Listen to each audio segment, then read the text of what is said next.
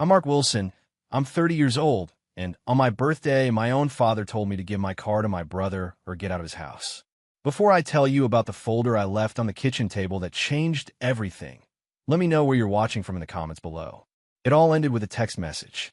My phone buzzed on the cold granite countertop, the screen lighting up the darkened kitchen. I was standing there, alone, the silence of the house a stark contrast to the noise from a few hours earlier. The air was thick with the smell of stale beer and the lingering sweetness of a cake I never got to properly eat. It wasn't my cake, of course. It was Ryan's. Everything was always for Ryan. My hand was shaking slightly as I picked up the phone. It was from my father. 7 words that felt like a punch to the gut. Give Ryan the car or get out. I read it once, then twice. There was no, "Hi, Mark. No, let's talk about this." Just a cold, hard command. My 30th birthday, and this was my present. An ultimatum. My eyes drifted across the kitchen. Remnants of the party were everywhere. Red plastic cups, paper plates with half-eaten slices of pizza, a banner hanging crookedly that read, "Congrats, Ryan," for his acceptance into state university. A fine achievement, sure, but it was just another Tuesday for him. For me, it was the day I turned 30, a milestone that had been completely and utterly erased. In the corner, on a small, forgotten side table, sat my birthday cake. A simple chocolate cake my friend Jason had dropped off earlier. It had a single, unlit candle sticking out of the top. My parents hadn't even acknowledged it. They were too busy celebrating their golden child. I looked back at the phone, and my father's words burning into the screen. Get out. The words echoed a sentiment I'd felt for years. That I was a guest in my own home. A resource to be tapped. An inconvenience. A bitter smile touched my lips. He thought he had me cornered. He thought I had nowhere to go. That I'd cave, just like I always had. He thought this was his victory. But he was wrong. This wasn't an ending. It was a trigger. I walked over to my laptop, which sat on the edge of the kitchen table. I woke it from sleep mode. The screen glowed to life, showing not a blank desktop, but a password-protected folder. The name of the folder was simple, Plan B. I typed in the password. Inside, files and spreadsheets I had been meticulously compiling for over a year were neatly organized. Bank statements, scanned receipts, a log of every loan that was never repaid, every discrepancy, every lie. My father had just given me an ultimatum. He had no idea I was about to give him one back. This wasn't a spur-of-the-moment decision. This Plan B had been my silent companion for months, a grim project born from years of quiet betrayals. You see, the demand for my car wasn't an isolated incident. It was the peak of a mountain of injustices I had been forced to climb my entire life. To understand why I did what I did, you have to understand the history.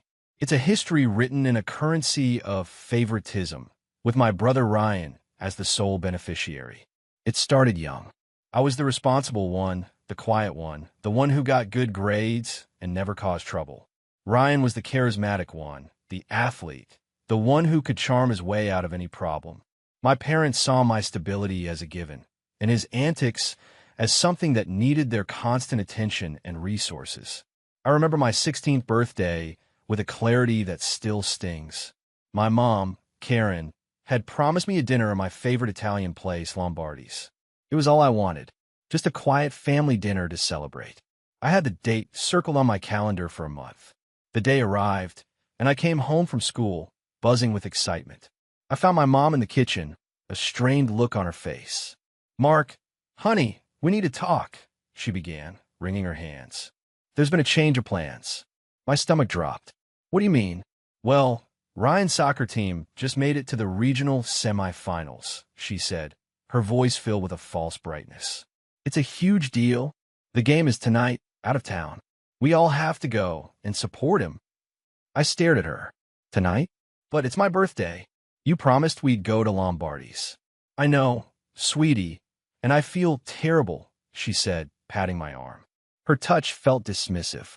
"But this is a once-in-a-lifetime thing for your brother. Family supports family. We can do your birthday dinner another time." Another time never came. My 16th birthday was spent in the bleachers of a high school soccer field 2 hours away, watching my brother play under the bright lights while I sat in the cold, feeling invisible. When Ryan scored a goal, My dad, Frank, leaped to his feet, screaming with pride. He never once looked back to see the son whose birthday it actually was. That was the pattern. My achievements were met with a nod. Ryan's were met with a parade. It got worse as we got older, especially when money became involved. For my 25th birthday, my grandmother, Eleanor, a woman with a keen sense of fairness, gave me a card with a check for $2,000. "For you, Mark," she'd said, squeezing my hand. "Do something for yourself. You've earned it." I was ecstatic. I was working full-time in IT support while finishing my bachelor's degree. That money was a lifeline. I was going to use it to pay down my student loans. I deposited the check and felt a rare sense of hope. About a week later, my mom approached me again with that same strained smile. "Mark, honey, you know Ryan has been wanting one of those fancy gaming computers. His old one is so slow, and he says all his friends have better ones. It's really affecting his social life." I knew where this was going. "Mom, I need that money for my loans." "Oh, I know," she said, waving her hand dismissively. "Just think of it as a short-term loan to the family. Ryan is so miserable. It would just be a temporary thing. You're doing so well at your job, you can make it back in no time. We'll pay you back, of course." I was young and still desperate for their approval. Against my better judgment, I gave in. "Fine," I muttered. A loan. 2 weeks later, a massive box from a custom PC company arrived at the house. Ryan spent the next month locked in his room, screaming with his friends online. The $2,000 was never mentioned again. When I cautiously brought it up with my dad a few months later, he scoffed. "Are you really nickel-and-diming your own brother?" he said, his voice laced with disdain. "He needed it. You didn't." End of story. That was the moment the seed for Plan B was planted. It wasn't just about the money. It was the casual, brutal way they erased my needs, my property, my very existence, in favor of my brother's wants. I started a private spreadsheet that night. I titled it the Family Ledger. I entered the date and the amount, $2,000, Ryan's PC, unpaid loan. It was a small act of defiance, a way to prove to myself that I wasn't crazy. There were other, bigger things. I remember one winter, a pipe burst in the basement. It was a mess. The repair bill was just over $3,000. My dad came into my room, his face pale with stress. He was a proud man who managed a local hardware store, but I knew things were always tight. He started pacing, running his hands through his hair. "I don't know how we're going to cover this, Mark. I just don't know." He started breathing heavily, his eyes wide with a terror that seemed way out of proportion to the situation. "We can't lose this house. I can't. I can't lose everything all over again." "All over again?" I asked, confused. "What are you talking about?" He just shook his head, his face grim. "Nothing. Don't worry about it." But his panic was real. It was primal. At the time, I just thought he was overreacting. I didn't understand the history behind that fear. To keep the peace, I offered to cover the bill from my savings. "I'll help," I said. "Don't worry." He accepted instantly, the relief on his face immediate. "You're a good son, Mark. We'll pay you back when things are better." I added it to my ledger. The list was growing. My best friend, Jason, was the only one who knew the full extent of it. We'd grab a beer after my late shifts, and I'd vent. "You got to get out of there, man," he'd say, shaking his head. We were sitting in our usual booth at a local sports bar, the noise a welcome distraction. "I know," I'd sigh, swirling the condensation on my glass. "But they keep saying I should live at home to save money. And with my MBA courses, it's just easier." "Easier for whom, Mark?" "For them," he said, pointing a finger at me. "They're not helping you save money. They're using you as a second income. That Plan B folder you told me about, you've been working on that for what, a year now?" I nodded grimly. "Yeah, ever since I noticed some weird withdrawals from my savings account. Small amounts at first, 100 here, 200 there. When I confronted my parents, they claimed it was for household expenses I should be contributing to anyway, even though I was already paying them $800 a month in rent." "So what's the end game?" Jason asked, his expression serious. "You can't just keep adding to that list forever. When is enough enough?" I looked down at my beer. "I don't know," I admitted, my voice barely a whisper. "I guess I'm waiting for a sign. Something so big, so undeniable, that I can't ignore it anymore." And then came my 30th birthday. The sign I was waiting for arrived, not as a whisper, but as a roaring public declaration. The party wasn't for me, of course. It was for Ryan. My parents had gone all out. Catered food, dozens of Ryan's friends, relatives fawning over him. My dad stood in the middle of the living room, a beer in his hand, and made a toast. "To my son, Ryan," he boomed, his voice filled with pride. "He's off to State University. He's going to do great things. I'm so proud of him." Everyone cheered. I stood in the back, a plastic cup of flat soda in my hand, feeling like a stranger at my own family's event. A few relatives patted me on the back and said, "Happy birthday," but it felt like an afterthought. Then my dad lowered his glass and looked directly at me for the first time all night. A slow, calculating smile spread across his face. And since Ryan is going to be commuting to campus, he's going to need a reliable car to get there. "So, Mark, as a birthday gift to the family, you're going to give your brother your Camry." The room went quiet. It wasn't a request. It was a proclamation. He said it in front of everyone. My aunts, my uncles, my grandmother. He was using public pressure as a weapon. My Toyota Camry wasn't a gift. I had worked 2 years of overtime and weekend shifts to buy that car. It was the first truly valuable thing I had ever owned entirely by myself. It was my freedom. My voice came out, steadier than I expected. "No," just that one word. The silence in the room became heavy, suffocating. My father's smile vanished. My mother immediately rushed to his side. "Mark, don't be selfish," she said, her voice a sharp whisper meant for everyone to hear. "Your brother needs this. You have a good job now. You could just buy another one. It's for his future." I looked from my mother's pleading, manipulative face to my father's hardening expression. I saw Ryan across the room, looking down at his shoes, embarrassed but not saying a word to defend me. And in that moment, I knew this was it. This was the sign. "The car," I said, my voice low but carrying through the silent room, "is the least of what I have given this family." I didn't wait for a reaction. I turned, walked into the kitchen, and heard the whispers erupt behind me. The rest of the night was a blur of glares and tense silence, until my father sent that final, fateful text. The text that didn't break me, but finally set me free. The silence after I said, "No," was a living thing. It was thick and uncomfortable, and you could feel everyone in that living room holding their breath. My father's face, which had been beaming with pride just moments before, had morphed into a thundercloud. His jaw was tight, his eyes narrowed into slits. My mother, Karen, looked back and forth between us, her face a mask of panicked disbelief. This was not part of her script. I was the compliant son, the one who absorbed the injustices, who nodded and said, "Okay," to keep the peace. For me to refuse, and to do it so publicly, was like a tectonic plate shifting deep beneath the foundations of our family. Ryan, to his credit, looked mortified. He was staring at the floor, his face flushed red. He wouldn't meet my eyes. He was the golden child, but even he knew this was a bridge too far. But he didn't speak up. He never spoke up. His silence was his complicity. An aunt cleared her throat awkwardly.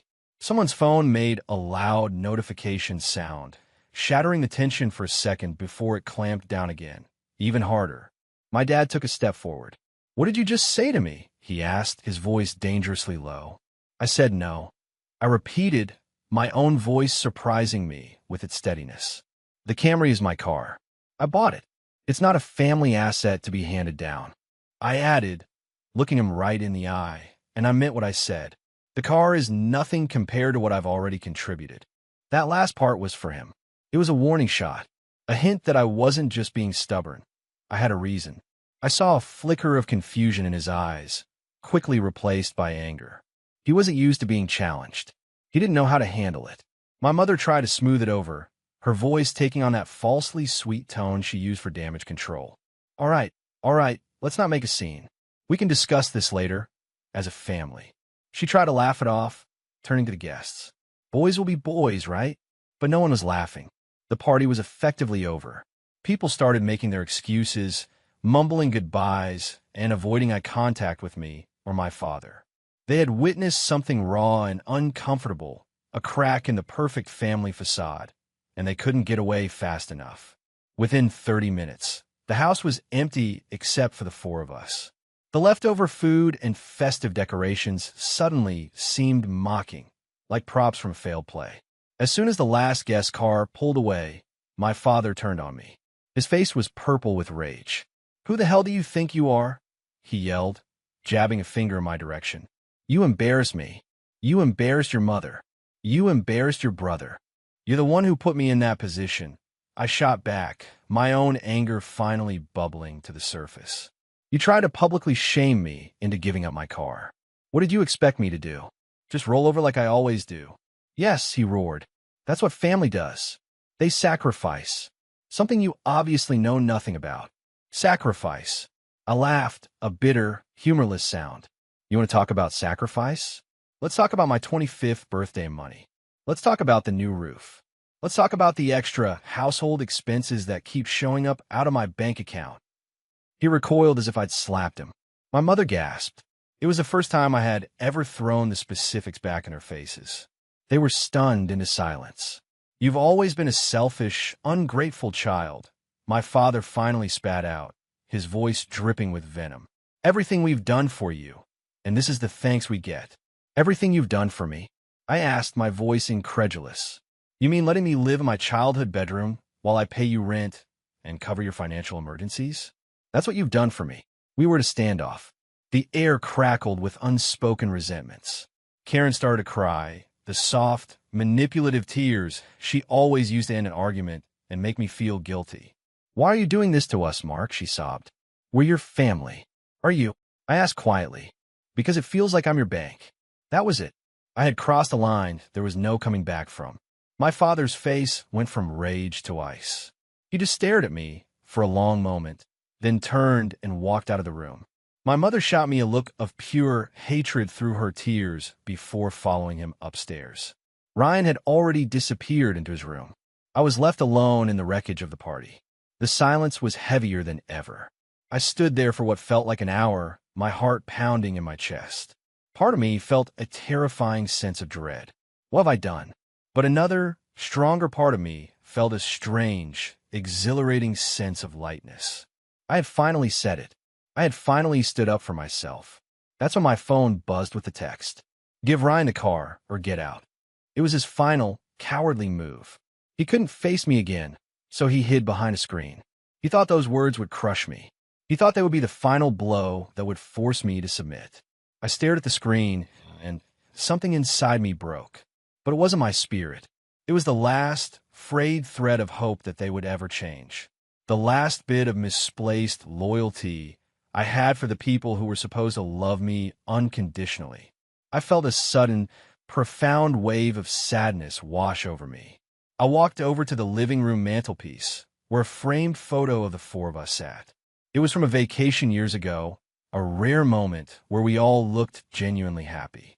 I picked it up, my thumb tracing the glass over my younger, smiling face. A boy who still believed in his family. A boy who didn't know he was being raised as a utility, not a son. For a second, I thought about the chaos I was about to unleash. The finality of it. Was I really going to burn it all down? A pang of guilt, of old habits, tried to pull me back. Maybe I should just give them the car. It's just a car. It will make things easier. Then I thought of my 16th birthday. I thought of the $2,000. I thought of the condescending way my father spoke to me. I thought of the years of feeling second best, of my accomplishments being minimized and my value being measured only by what I could provide. The sadness hardened into resolve. A cold, clear, liberating resolve. I put the photo back on the mantle, face down. My first call was to Jason. He picked up on the second ring. "Hey man, what's up?" "Hey," I said, my voice hoarse. "Can I crash on your couch for a while?" There was a pause on the other end. Then, it finally happened, didn't it? He didn't even need me to explain. "Yeah," I said, a humorless laugh escaping my lips. "It finally happened. My door is always open, you know that. Come over whenever. Are you okay?" "I will be," I said, and for the first time, I actually believed it. "I will be." My second call was harder.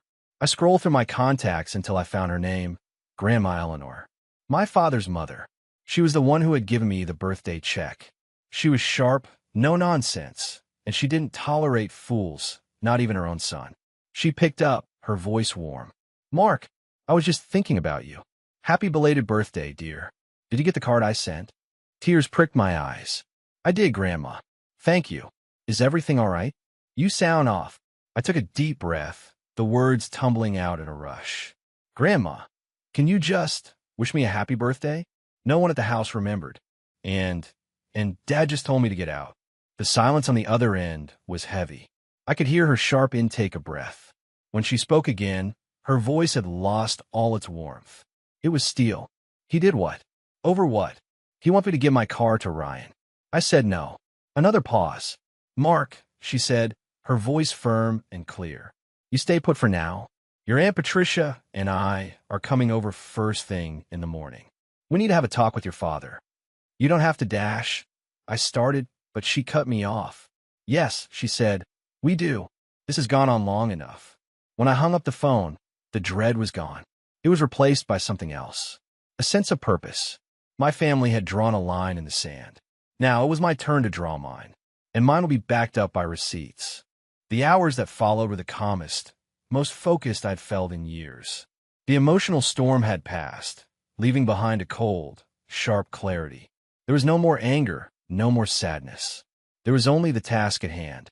My house was silent. My parents and brother were upstairs, probably sleeping, secure in the belief that they had one. That I was in my room, defeated, figuring out how to hand over my car keys in the morning. They had no idea I was downstairs, systematically dismantling the life I had known. First, I packed. It was surprisingly easy. I went to my room, moving with a quiet efficiency I didn't know I possessed. I grabbed a duffel bag and a backpack. I didn't take much. Clothes, my work laptop, my MBA textbooks, the things that were unequivocally mine. I paused at my desk, looking at the collection of things I had accumulated over 30 years. Old yearbooks, concert ticket stubs, photos with friends. I swept them all into a cardboard box. I'd come back for them later when I could. Or maybe I wouldn't. Maybe a clean break was cleaner. Then I saw it. The framed photo of my family, the one from the mantelpiece that I had placed face down. I must have brought it up to my room at some point without realizing. I picked it up. For smiling faces under a bright, sunny sky. A lie captured on film. I hesitated for a fraction of a second. A final pang of something, a ghost of a memory of what I wished we were. I placed the photo back on the desk, leaving it behind. It belonged to that house. It belonged to that life. It didn't belong to me anymore. With my bags packed and waiting by the door, I moved on to the main event. Plan B. I went back down to the kitchen, my laptop my only weapon. The process was a tense, silent race against the dawn. Every creak of the floorboards from upstairs made my heart leap into my throat. I was a thief in my own home, stealing back my own story. I opened the Plan B folder. It was all there, organized with the precision of the IT specialist I was.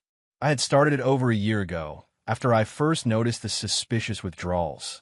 Now, it was time to finalize the report. I worked methodically.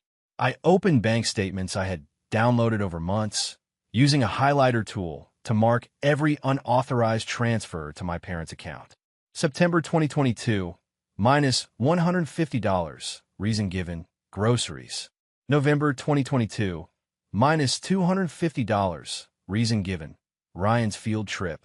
It went on and on, small enough amounts to go unnoticed if you weren't looking. But they added up. I ran the calculation. Total amount siphoned from my savings without my express permission, $14,500. Next, the loans. I pulled up the log I had kept. January 2021, $3,000 basement pipe repair. Status, unpaid. July 2022, $2,000 Ryan's PC. Status, unpaid. May 2023, $5,000 to cover their credit card debt. Status, unpaid. The list was longer than I remembered. The grand total was staggering. $22,000. The final piece was the most damning. The one I had only confirmed recently. My grandmother had always talked about a nest egg she and my late grandfather had set up for me and Ryan for our education. My parents managed it. They always told me the money was mostly gone, used for braces, summer camps, the essentials. I had never questioned it. But after the PC incident, a seed of doubt had been planted. A few months ago, during a visit with my grandmother, I had cautiously brought it up. "Grandma," I'd asked, "do you remember that education fund? Do you know how much was in it for me originally?" She'd looked at me, her eyes sharp. "Of course I do. Your grandfather and I put $30,000 in a trust for you on your 18th birthday. Same for Ryan. Why do you ask?" My blood had run cold. $30,000. Not a few thousand for braces. $30,000. After that conversation, I had done some digging. It took weeks, but I finally got my hands on the trust statements. And there it was in black and white. A history of systematic withdrawals over a decade, all signed off by my father as the trustee. The reasons listed were vague: living expenses, educational support. The final withdrawal, emptying the account, was made 3 years ago. The reason? Down payment assistance. They had never helped me with a down payment on anything. They had used it for themselves. They had stolen my inheritance. I compiled all of it into a single summary document. A cover sheet that laid out the cold, hard facts in brutal simplicity. Financial summary. Mark Wilson's contributions and losses. 1. Unauthorized withdrawals, $14,500. 2. Unpaid personal loans, $22,000. 3. Misappropriated trust fund, $30,000 total, $66,500. I stared at the number. $66,500. That's what their love had cost me. I printed out the summary sheet and every single supporting document. The stack of paper was thick. It was heavy. It felt like the weight of my entire life in that house. I placed it all in a thick manila folder. On a separate, single sheet of paper, I wrote a simple, cold note. You wanted to know about sacrifice. Here it is. This is my last contribution to this family. I slipped the note inside the folder. Then, I copied the summary document onto a USB drive, a backup for my backup. Finally, I opened my email, attached the summary document, and addressed it to my Aunt Patricia. I wrote a simple subject line: "Please ask Dad about this." I didn't write anything in the body. I saved it as a draft. I would send it as soon as I was out the door. My work was done. The first hints of dawn were breaking outside. I took my duffel bag, my backpack, and the folder. I walked quietly to the kitchen. I placed the folder squarely in the middle of the kitchen table where no one could miss it. I took the house key off my key ring and placed it on top of the folder. A final, symbolic act of severing ties. I walked out the back door, closing it softly behind me. I didn't look back. The air outside was cool and fresh, and for the first time in a long time, I felt like I could finally breathe. I didn't drive to Jason's right away. Instead, I drove to a small 24-hour diner a few towns over, a place where no one knew me.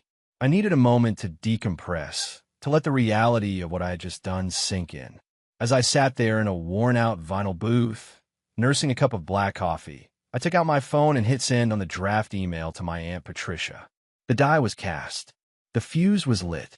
I can only imagine the scene at the house a few hours later, but Aunt Patricia and my grandmother fill me in on the details afterward, their voices a mixture of shock and fury. The morning at home apparently started with rage. My father, Frank, came downstairs, expecting to find me either packing my car or begging for forgiveness. When he saw my empty room and the keys on the kitchen table, he exploded. My mother told him he started shouting about my selfishness, my ingratitude. Can you believe the nerve of that kid? I give him a roof over his head, and he disrespects me like this. He was yelling, his voice echoing through the quiet house. Karen was apparently crying, adding her own dramatic flair, wailing about how I had broken her heart. Ryan had come downstairs, looking pale and uneasy, caught in the crossfire. It was into this scene of manufactured victimhood that my grandmother, Eleanor, and my Aunt Patricia walked. They hadn't come for a casual visit. My call had worried them deeply. They came for answers. "Frank, what is going on?" Eleanor demanded the moment she stepped inside, her voice cutting through his tirade. "Mark called me last night. He said you threw him out on his birthday." My father was momentarily stunned by their arrival. He quickly tried to regain control of the narrative. "Mother, it's not what you think. He was being disrespectful. He refused to help his own brother. Help him how? Patricia asked, her arms crossed, her eyes narrowed. He wouldn't give Ryan his car. Karen chimed in, dabbing at her dry eyes. For his commute to college. A simple family request. Just then, Patricia's phone chimed. It was my email. She glanced at the screen, her brow furrowing at the subject line. Please ask Dad about this. She opened it. Her eyes scanned the attached document, the summary of my finances. The color drained from her face. What is it, Trish? My grandmother asked, noticing her sister-in-law's sudden change in demeanor. Patricia didn't answer. Her eyes lifted from her phone and scanned the room until they landed on the thick manila folder sitting in the middle of the kitchen table. It was as if a spotlight had suddenly illuminated it. She walked over, picked it up, and opened it. She read my short, cold note first. Then she turned to the summary page, the same one she had just seen on her phone. But now, she held the proof in her hands. The printed bank statements, the trust fund documents, the highlighted lines. The room was silent, waiting. When Patricia finally looked up, her eyes were blazing. She wasn't looking at my father with a sister's disappointment. She was looking at him with the cold fury of a prosecutor. Frank, she said, her voice shaking with restrained rage. What is this? She held up the folder. What are you talking about? He blustered, trying to sound dismissive. That's just some nonsense from Mark, trying to make himself the victim. Nonsense. Patricia's voice rose. Don't you dare call this nonsense. She pulled out the summary sheet. Let's talk about this nonsense, shall we? Let's start with the trust fund Mom and Dad set up for him. $30,000. It says here the account was emptied 3 years ago. The final withdrawal reason was down payment assistance. Funny, I don't recall Mark ever buying a house. But I do recall you and Karen redoing your entire kitchen 3 years ago. My mother gasped. My father's face went white. Now, that was a misunderstanding with the bank, he stammered. Oh, was it? Patricia continued, her voice dripping with sarcasm as she flipped to the next section. And I suppose the $22,000 in unpaid loans is also a misunderstanding? The $3,000 for the new roof, the $5,000 to pay off your visa bill. All misunderstandings? My grandmother, who had been listening in stony silence, took a step forward. Frank, she said, her voice quiet but carrying more weight than any shout. Is this true? It's not what it looks like. Karen cried. We were always going to pay him back. We just needed to get on our feet. For 10 years. Patricia shot back. You've been getting on your feet for 10 years on your son's back? And what about this? She held up a highlighted bank statement. A direct withdrawal of $14,500, siphoned out in small amounts over 5 years. Money you took from him while he was a student, working to support himself, and paying you rent on top of it. Ryan, who had been standing by the staircase like a statue, finally spoke. His voice was a choked whisper. Wait, you took money from his trust fund? The one Grandma set up? He looked at my parents, his young face a canvas of dawning horror and betrayal. He had been a recipient of their generosity, but he had never understood the source. Now, he was seeing that the gifts he received were paid for by the brother he was taught to look down on. The final nail in the coffin was Patricia's closing statement. She looked my father dead in the eye, the folder trembling in her hand. You know, Frank, she said, her voice low and venomous. I'm not a lawyer, but this looks a lot like theft. This isn't just a family disagreement. This is criminal. The word hung in the air. Criminal. It shattered the last of their defenses. My father stood there, speechless, his face a mottled red and white. He opened his mouth, but no words came out. Karen devolved into genuine, hysterical sobs, not of manipulation, but of pure panic. The game was over. The truth, in all its ugly, documented glory, was out. They hadn't just been exposed to their family. They had been exposed for what they were. And in that moment, sitting in a diner miles away, I felt a weight I didn't even know I was carrying lift off my shoulders. It wasn't about the money. It was about the truth. And the truth had finally, explosively, set me free. The explosion in the kitchen was just the beginning. The fallout was swift and brutal, and it reshaped my family's landscape forever. According to my aunt, after she dropped the word criminal, the dynamic in the room shifted irreversibly. My grandmother, Eleanor, stepped forward and became the judge. She walked over to my father, her movements slow and deliberate. She didn't yell. She didn't have to. Her disappointment was a physical force in the room. "I gave you that money for your son's future, Frank," she said, her voice quiet and filled with a sorrow that was somehow more terrifying than anger. "Not for your kitchen remodel. You haven't just stolen from Mark. You've stolen from your own father's memory. You've disappointed me in a way I never thought possible."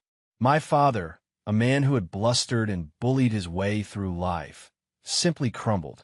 He sank into a kitchen chair, his head in his hands, unable to meet his own mother's eyes.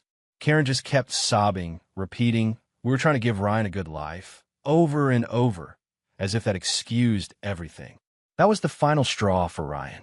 He had been listening, his face growing paler with each revelation.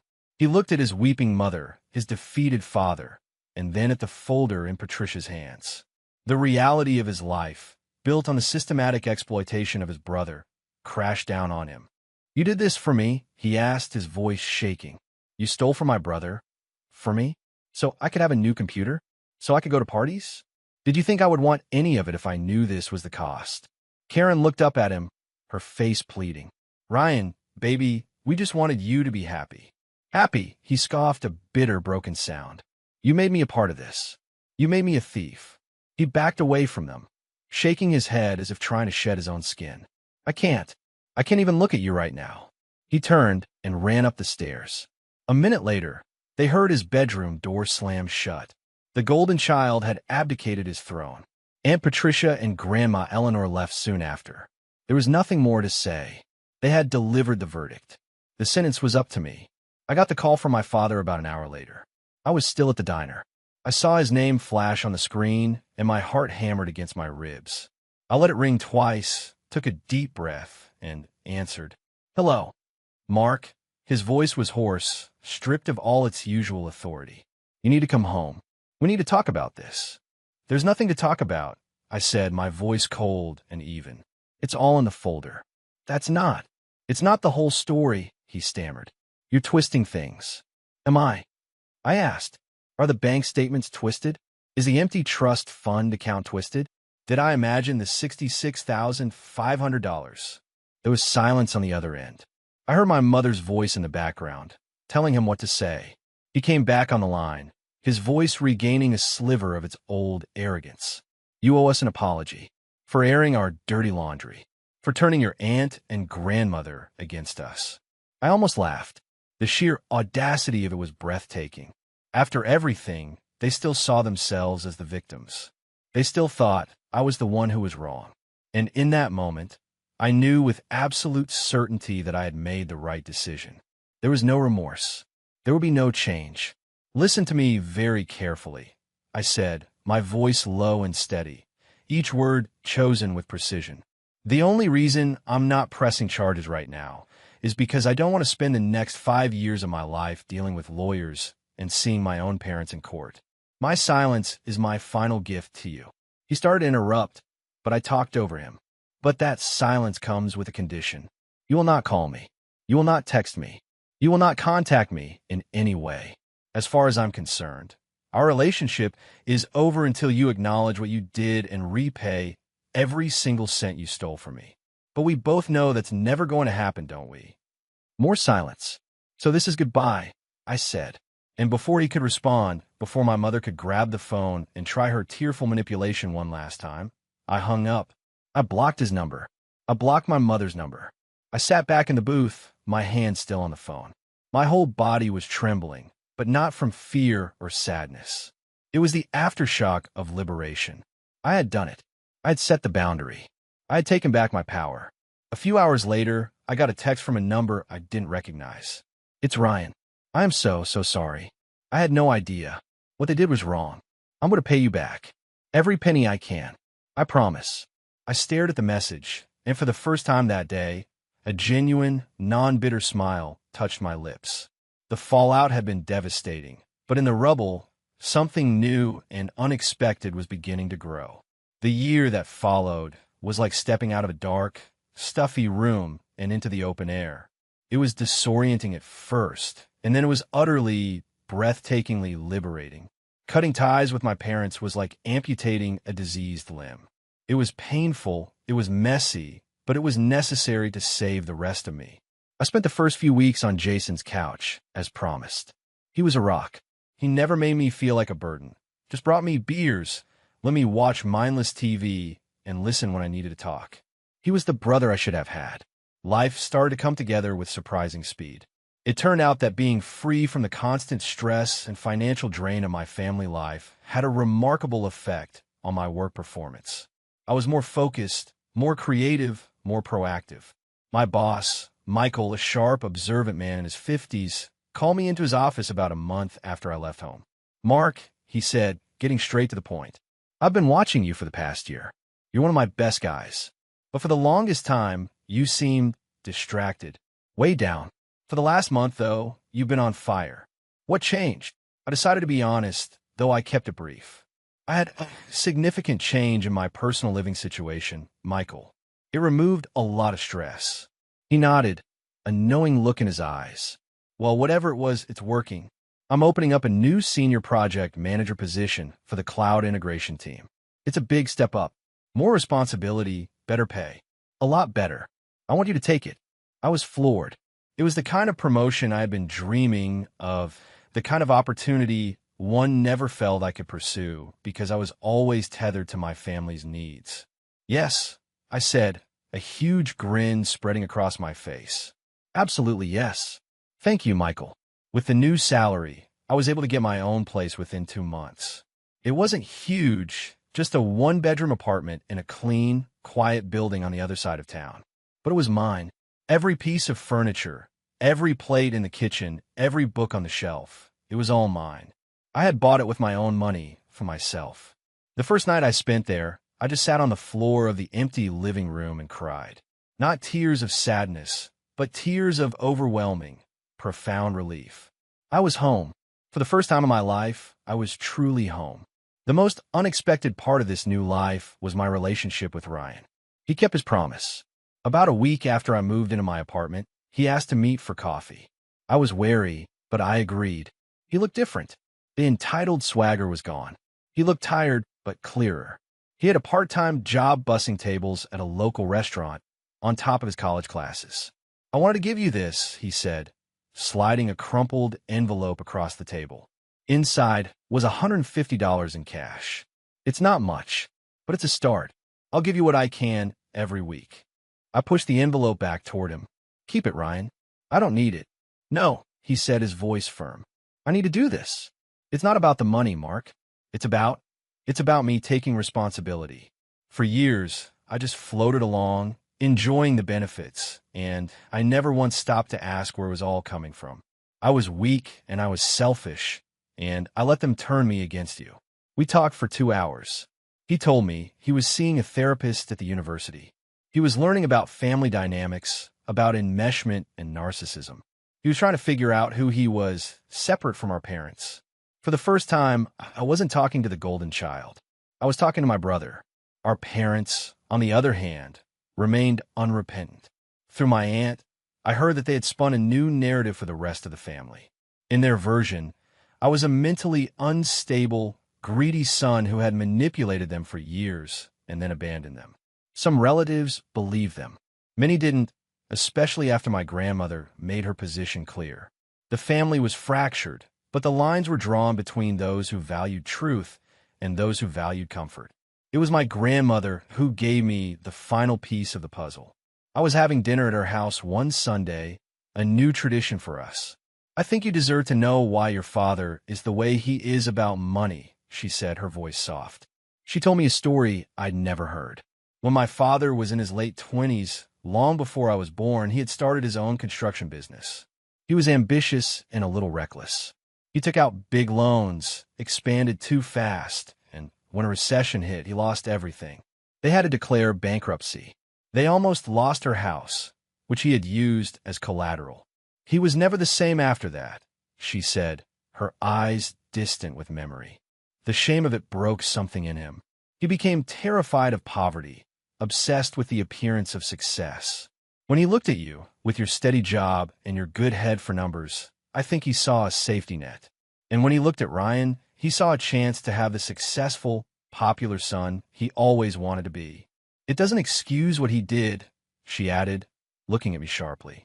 Nothing excuses it, but it's the reason. He's a man ruled by fear. Hearing that didn't make me forgive him, but it did something just as important. It allowed me to let go the last of my hatred. He wasn't a monster. He was just a weak, broken man who had tried to fix himself by breaking his own son. Understanding that allowed me to finally pity him, and pity doesn't demand your energy the way hate does. I could finally move on. My 31st birthday was nothing like my 30th. There was no big cater party, no fake smiles or public proclamations. It was just a handful of people crammed into my small apartment living room. Jason was there, of course, arguing with Ryan over which movie to put on next. My Aunt Patricia was laughing, deep in conversation with my boss, Michael. And my grandmother, Eleanor, was sitting in the comfiest armchair, a serene smile on her face as she watched us all. The air wasn't filled with tension. It was filled with the smell of a slightly burnt pizza that Ryan and I had tried to make from scratch, and the sound of genuine, easy laughter. Jason brought out a cake, a simple chocolate one, just like last time. But this year, the candle was lit. As they all sang happy birthday, their voices a little off-key, but full of warmth, I looked around at the faces of these people. This was family. Not the one I was born into, but the one I had built. A family forged in truth and held together by respect. I blew out the candle and made a wish. Not for money or success, but for more of this. More of this simple, honest peace. Later that evening, after everyone had left, I stood on my small balcony, looking out at the city lights. A year ago, I had been standing in a dark kitchen, a pawn in someone else's story, facing an ultimatum that felt like the end of the world. I thought my father's words were a cage designed to trap me. But I was wrong. That ultimatum wasn't a cage. It was a keystone, the central piece of a crumbling archway I had been living under my whole life. And when they tried to use it to crush me, they simply knocked it out of place, and the entire rotten structure came crashing down. And I was able to just walk away from the rubble, free. They took my money, they took my trust, they took years of my life. But in the end, they gave me the one thing I never could have found on my own, the permission to leave. Their final, cruelest act was, ironically, the greatest gift they ever gave me. It wasn't the end. It was the beginning of everything. Thank you for listening to my story. I hope it touched you in some way. Have you ever faced a situation where you had to make an impossible choice to find your own peace? Share your story in the comments below, and don't forget to like and subscribe so you don't miss what's next.